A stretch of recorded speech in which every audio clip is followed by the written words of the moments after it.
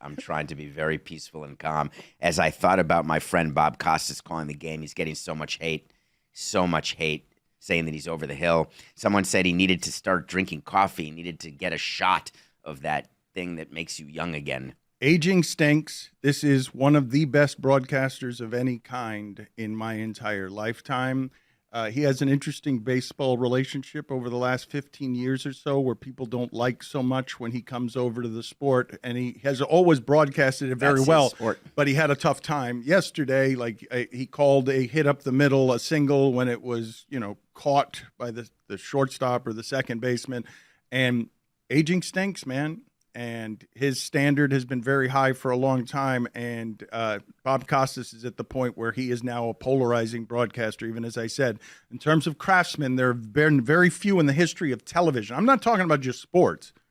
I'm not even talking about really just television. In the history of talking in front of people, there have been very few people who have done it better in my lifetime than Bob Costas. We had him as a sit-down on Nothing Personal a couple times, I think. Certainly once, maybe twice. And I've known him for a quarter of a century. And we had an honest talk after last year's playoffs. Because this isn't just new. For people new to the criticizing game, he was criticized after last year's run, where he was also a broadcaster on Turner.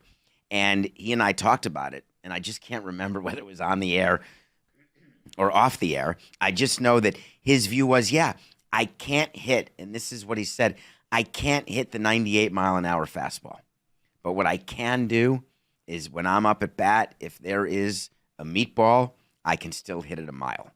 And that, I think, is what he was saying is his concession to aging, is that the bat speed has slowed down. But like Yuli Gurriel, there's still a spot for him in the sport. But last night felt like people had had enough.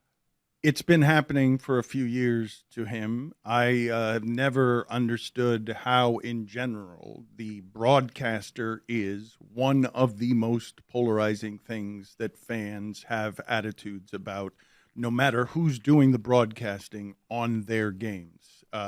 It's a delicate dance, and he's done it very well for a long time, but it is not forgiving to age in that position. So is this the time that Turner is going to – is this it? Is there enough? Because last year wasn't, and there was so much heat on him, people forget. And that's the funny thing when you're an executive, is that when there's criticism happening, it can feel like recency bias is overwhelming you, but then he comes back next year. Well, what I see a lot of is a lot of 35-year-old executives as tech companies take things over who don't have any respect for the past and for history, when that sport does have a lot of respect for its past and history. And so I always wonder how much criticism those kinds of leaders are willing to take because they understand who it is that deserves the respect at the end of their career. Is that Jerry Jones firing Tom Landry?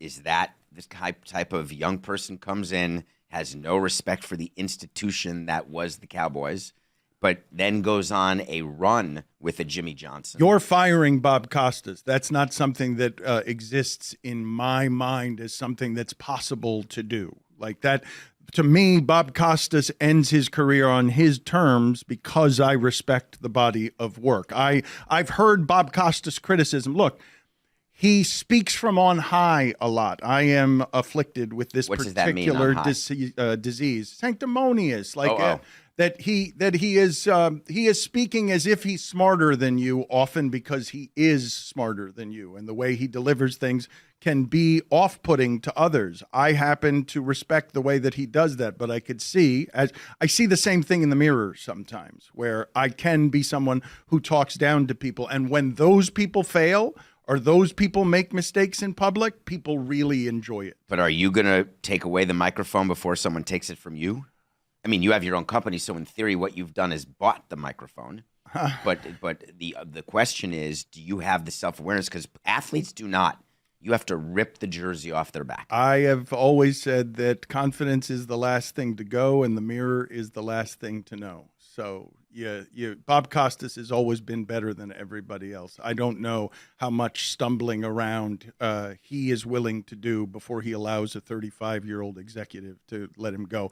I didn't think we were there yet. I found myself cringing for him out of love and respect for him, because I was watching real time the 35-year-olds react, who don't have any sense of history about it. And I was wondering how people perceive that, because I think about that with myself a bit too. But they do it to Joe Buck as well, and he's a prodigy. Like, none of these people could do these jobs as well as the people who are doing them. So this is a position that's not new. That gets a great deal of criticism in general. I saw all that criticism, and why suddenly, as someone who has seen the criticism that I have gotten here on this show this week and that you have gotten on my show this week, you cannot govern yourself by those impressions, the principles of others. I certainly don't, but I'm talking about self-awareness, because my view of this week is that this was beneficial to the audience of Nothing Personal and to the audience of the Dan Le Batard Show, because I don't want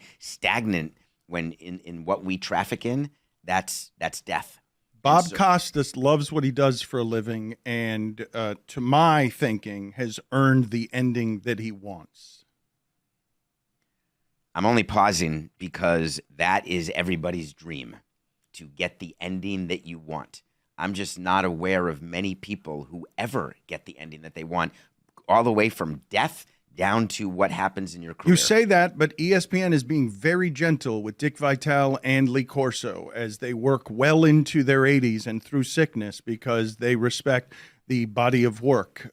This is an indictment to me, not of the people involved and not of a culture that is more cruel than it's ever been on social media. To me, it's an indictment of corporate culture that at ESPN, they actually respect those people who have done those jobs at that place for that long, that they allow them to be mascots at the end in a way that has great grace.